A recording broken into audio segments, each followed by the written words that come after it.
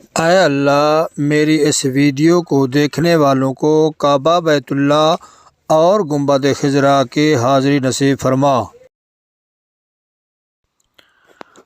اے اللہ میرے والد محترم اور والدہ کو عمرہ حج کی تمام سعادتیں نصیب فرما۔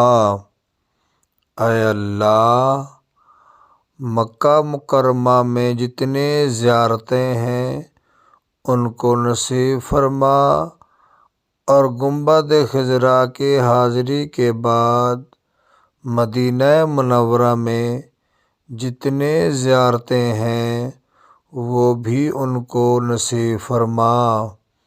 اے اللہ اپنے پیارے حبیب کے صدقے مجھے بھی اپنا اور اپنے محبوب کے گھر کی زیارت نصیب فرما۔